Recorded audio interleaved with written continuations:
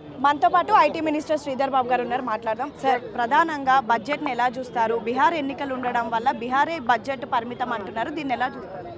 తప్పకుండా ఇది ఎన్నికలకు సంబంధించి బీహార్ కానీ ఢిల్లీకి సంబంధించింది కానీ ఎన్నికలున్న సందర్భంలో అదేవిధంగా ప్రత్యేకించి బీజేపీకి మద్దతు పలికిన వారి అనుబంధ పార్టీలకు సంబంధించిన ఉన్న ప్రభుత్వాలకి కేటాయింపులు జరిగిందని, ఆ కేటాయింపులు ఏ విధంగా ఆ రాష్ట్రాలకు జరిగిందో సముచితంగా మా రాష్ట్రం కూడా రావాలనే ఒక డిమాండ్ చేస్తూ ఉన్నాం. సార్, పక్క రాష్ట్రం ఆంధ్రకు కూడా నిధులు ఇచ్చారు. మన తెలంగాణలో ప్రధానంగా బీఆర్ఎస్ వాళ్ళు ఏమన్నారంటే 8+8=0 అయింది.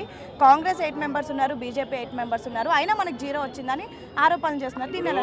బీజేపీకి సహకరిస్తూ ముందుకు నడిచింది టీఆర్ఎస్ పార్టీ. ఆ సంవత్సరాల్లో ఏం చేసింది? ఎంత కేటాయింపులు తీసుకొచ్చింది? 10 సంవత్సరాల కాలంలో 10 సంవత్సరాల పూర్తి స్థాయిలో బీజేపీకి మద్దతు ఇచ్చిన టీఆర్ఎస్ పార్టీ ఆనాడు చేదోడు వాదోడుగా బీజేపీకి నిండుగా నిలిచిన టీఆర్ఎస్ పార్టీ ఏ విధమైన నిధులు తీసుకొచ్చిందో మేము అడుగుతున్నాం ఈరోజు. అదేవిధంగా పక్కనున్న ఏపీ రాష్ట్రానికి నిధులు ఇవ్వటం, సముచితంగా మాకు నిధులు రావాలి.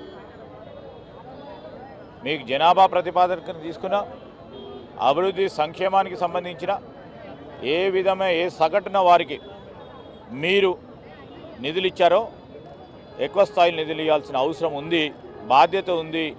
ఇది భారతదేశంలో ఉన్న తెలంగాణ, మరి ఇక్కడ ఉన్న ప్రజలు కూడా భారతదేశానికి సంబంధించిన వారు. ఈ రాష్ట్రంలో ఉన్న 8 మంది బీజేపీ పార్లమెంట్ సభ్యులు కూడా ఇప్పటికైనా కళ్ళు తెరిచి సవరింపులు చేసే కార్యక్రమం చేయాలి. బడ్జెట్లో నిధులు కేటాయింపు చేసే విధంగా మరి చర్యలు చేపట్టాలని డిమాండ్ చేస్తాను. సార్, అంటే ఏదైతే బీజేపీతో మర్జ్ ఉన్నటువంటి గవర్నమెంట్స్కే ఎక్కువ బడ్జెట్ వెళ్ళింది, మీరు ఎప్పుడు ప్రశ్నిస్తూ ఉంటారు. కానీ అనేక సార్లు మీ ముఖ్యమంత్రి కానీ మీరు కానీ వెళ్ళి కేంద్ర మంత్రులను కలిసారు, అయినా కూడా మీకు బడ్జెట్ ఇవ్వలేదు. దీన్ని ఎలా చూస్తారు?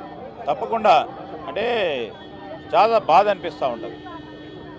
ముఖ్యమంత్రి గారు మరి అనేక సందర్భాల్లో పోయినప్పుడు తప్పకుండా తెలంగాణ రాష్ట్రానికి సంబంధించిన అభివృద్ధి సంక్షేమం విషయంలో సానుకూలత వ్యక్తం చేయడం జరిగింది. అదే విధమైన అభిప్రాయంతో ఉంటిమి. మరి మేము కళ్ళు తెరవాలని చెప్తా ఉన్నాం బీజేపీ. సార్, మీరేమో కేంద్రంతో బడ్జెట్ కోసం పోరాడుతున్నారు, నిధుల కోసం. ఒకవైపు కేంద్రం నుంచి రాకపోయినా మీరు దావోస్ వెళ్ళి ఎన్నో పెట్టుబడులు తీసుకొచ్చారు, అయినా సరే బీఆర్ఎస్ ఎప్పటికప్పుడు మీ పైన ఆరోపణలు చేస్తుంది. దీన్ని ఎలా చూస్తారు? ఇప్పుడు పెట్టుబడులు రావడం అనేది ప్రత్యేకంగా కనబడతా ఉంది. ఆరోపణలు చేసిన వాళ్ళు చేస్తూనే ఉంటారు, మా పని మేము చేసుకుంటే పోతుంటాం. మా పని రాష్ట్ర ప్రజానికానికి సంబంధించిన అభివృద్ధి, ఈ ప్రాంతంలో ఈ రాష్ట్రంలో ఉంటున్న నిరుద్యోగ యువకులకు ఉద్యోగ అవకాశాలు కల్పించాలని మా సంకల్పం. మా సంకల్ప బలానికి సంబంధించి ఒక ప్రక్కన ప్రజలు, ఇంకో ప్రక్కన దేవుడు ఆశీర్వదిస్తూనే ఉంటారు.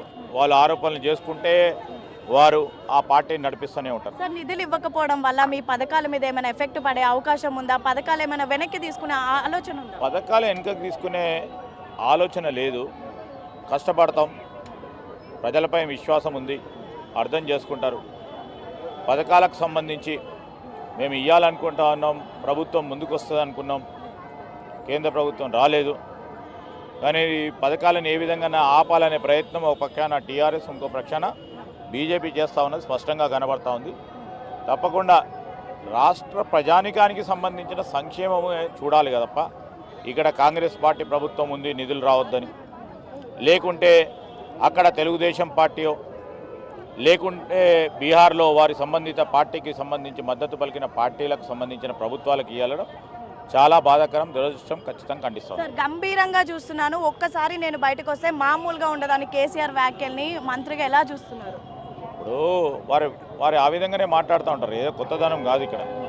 ఈ రాష్ట్ర ప్రజానికానికి అందరికీ తెలుసు ఏ విధంగా మాట్లాడుతూ ఉంటారు. మా లక్ష్యం పని చేయమని చెప్పిండ్రు ప్రజలు. మాటలు తక్కువ మాట్లాడి పని ఎక్కువ చేయమని చెప్పారు. అదే విధంగా పోతాం. మాకు ఎవరేం మాట్లాడుతూనే ఉంటారు. ఒకరి భాషల్లో మాట్లాడుతుంటారు, ఇంకోరు భాషల్లో మాట్లాడుతూ ఉంటారు. ఆ భాషకు భయపడితే రాజ్యాలు నడపలేము. సార్, చివరిగా 10 మంది ఎమ్మెల్యే మీద బీఆర్ఎస్ వాళ్ళు చెప్తున్నారు, అండ్ ఒక మంత్రి మీద వ్యతిరేకంగానే భేటీ అయింది అంటున్నారు. వాళ్ళకు సంబంధించిన వారి మీడియా నడిపిస్తూ ఉంటుంది కథనం. ఈరోజు నిజమే లేదు అసలు. చివరిగా ఏం చెప్తారు సార్? భేటీ మీద చివరిగా ఏం చెప్తారు? నథింగ్ అమ్మా, దట్ ఈస్ వాట్. ఎవరైనా ఇద్దరు ముగ్గురు ఎమ్మెల్యేలు, ఇద్దరు ముగ్గురు మంత్రులు, 10 మంది మంత్రులు డిన్నర్ చేసే స్వేచ్ఛ లేకుండా ఈరోజు ఇష్టారాజ్యంగా అడ్డగోలుగా రాస్తా అంటే ఎట్లా? అంటే మంత్రి మీద వ్యతిరేకంగా అంటున్నారు. అది ఎవరు అన్నారమ్మా? ఎవరు? బీజేపీ ఒక పక్కన బీఆర్ఎస్ పార్టీ వాళ్ళు అంటే కూడా మేము పట్టించుకోవాలా? సో మొత్తానికి ఇది పరిస్థితి.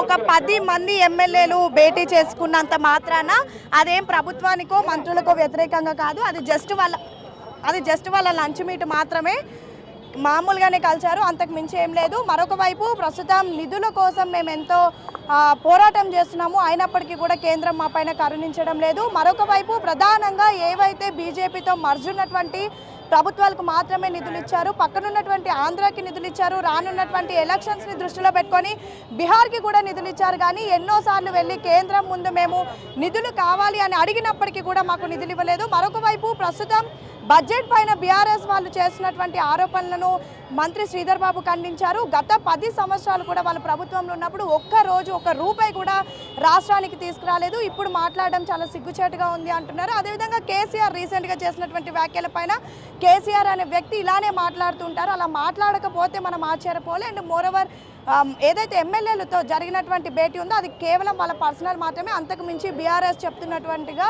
ఎటువంటి కుట్ర, ఎటువంటి వ్యతిరేకత అయితే లేదు అంటూ అయితే ఐటీ మినిస్టర్ శ్రీధర్ బాబు చెప్తున్నటువంటి పరిస్థితి.